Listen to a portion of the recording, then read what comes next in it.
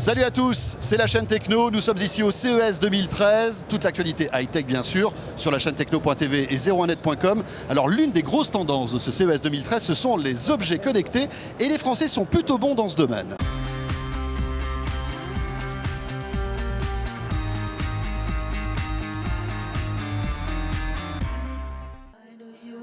Avec Orange Innovation TV, la Web TV qui simplifie la vie numérique.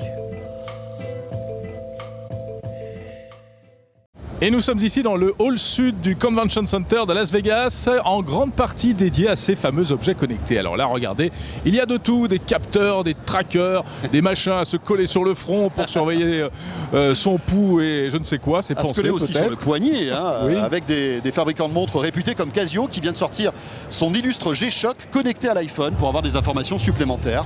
Alors on trouve des choses qu'on connaît déjà, comme par exemple Fitbit, le podomètre dont on a déjà parlé. Mais regardez, il y a du neuf aussi, notamment en matière de bien-être et de santé, du côté de ces Français qui sont particulièrement en pointe, chez WeThings, et puis chez Netatmo avec une station météo qui est connectée à l'iPhone, et puis aussi un capteur de bonheur.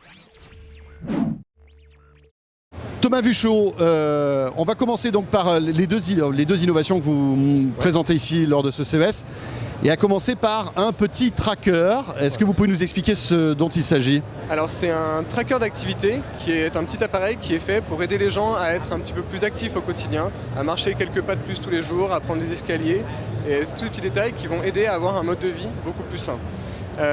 L'idée c'est donc de traquer le nombre de pas, le nombre d'étages que l'on monte, les calories qu'on brûle et la distance, ainsi que le sommeil, en le plaçant sur un petit brassard.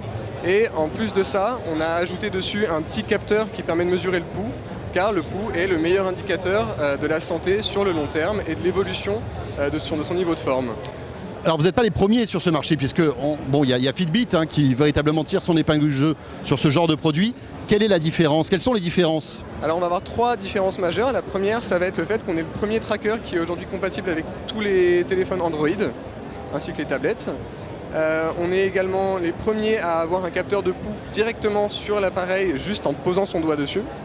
Et on a également ajouté dessus une petite interface tactile qui nous permet de voir les mesures des jours précédents sans avoir à sortir son smartphone directement pour les voir. Ça sort quand et à quel prix? Alors il sera disponible à la fin du premier trimestre et on ne communique pas sur son prix pour le moment. Donc Netatmo, c'est la première station météo qui mesure la qualité de l'air. C'est une station météo qui n'a pas d'écran, puisque ces informations s'affichent sur votre iPad, votre iPhone, votre téléphone Android, que l'on soit sur place, donc là où la station mesure ses paramètres, ou à distance. Le plus grand des deux cylindres se place à l'intérieur, dans une pièce à vivre, dans le salon.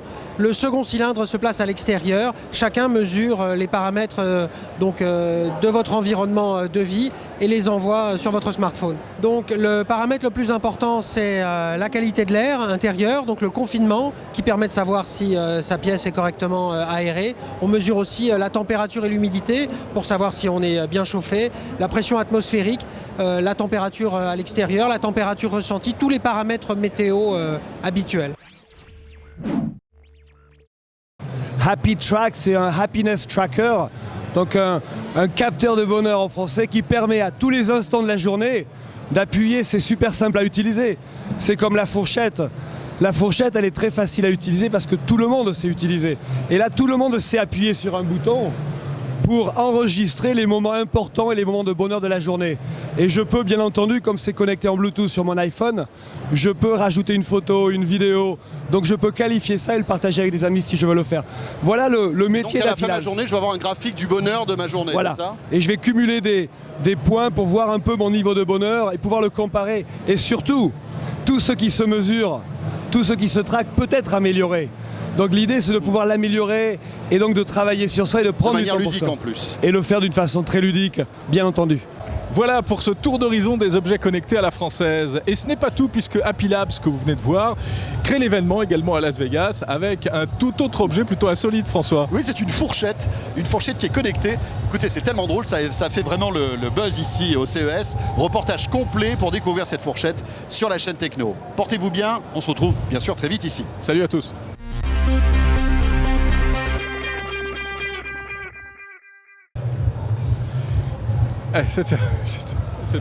Allez.